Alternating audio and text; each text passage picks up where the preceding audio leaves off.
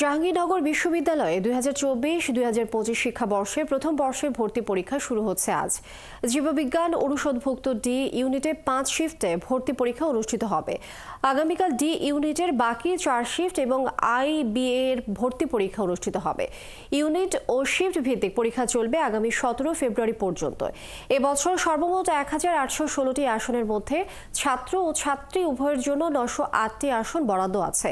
এছাড়া ভর্তি জালিয়াতি ঠেকাতে কঠোর অবস্থার কথা জানিয়েছে জাবি প্রশাসন। দর্শক, এই বিষয়ে আমরা আরও খবরাখবর জানবো। সেখানে আছেন এই মুহূর্তে সহকর্মী রায়হান বিন আমিন, তিনি যুক্ত হচ্ছেন আমাদের সঙ্গে।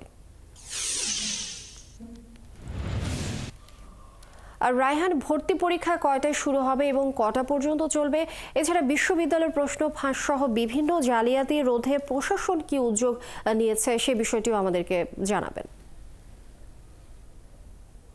সকাল 9টা থেকে জাহাঙ্গীরনগর বিশ্ববিদ্যালয়ে ভর্তি পরীক্ষা শুরু হয়েছে। প্রথম শিফটের পরীক্ষা এখন চলছে।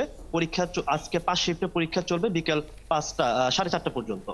তো আর ভর্তি জালিয়াতি রোধে ইতিমধ্যে বিশ্ববিদ্যালয় প্রশাসন বেশ কিছু পদক্ষেপ নিয়েছে।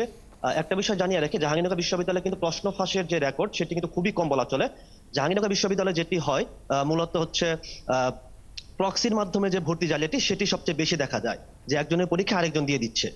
আর এই বিষয়টি এই কারণে এটি রোধে এবার প্রতি বছরের মতো এবারও ছবি সংযুক্ত করা হচ্ছে শিক্ষার্থী এবং সেখানে স্বাক্ষর মেলানো হচ্ছে যাতে এটি রোধ করা যায়। এবং বিশ্ববিদ্যালয় প্রশাসন এই জালিয়াতি রোধে এবার বেশ তৎপর।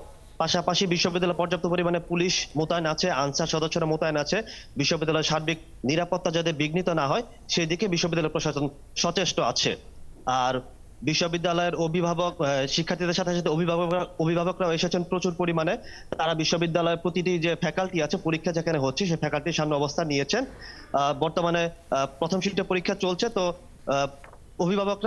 অভিভাবকরা সবাই তাদের অপেক্ষায় আছেন এবং পরবর্তী শিফটে শিক্ষার্থীরা ইতিমধ্যে ফ্যাকাল্টির সামনে চলে এসেছেন এবং তারা পরীক্ষার জন্য প্রস্তুতি নিচ্ছেন। এই ছিল জাহাঙ্গীরনগর বিশ্ববিদ্যালয় থেকে আমার কাছে সবশেষ তথ্য। রায়হান বিন আমিন, অনেক ধন্যবাদ। দর্শক, রায়হান অবস্থান করছেন জাহাঙ্গীরনগর বিশ্ববিদ্যালয়ের সামনে, তিনি বিস্তারিত তথ্য আমাদেরকে জানাচ্ছিলেন।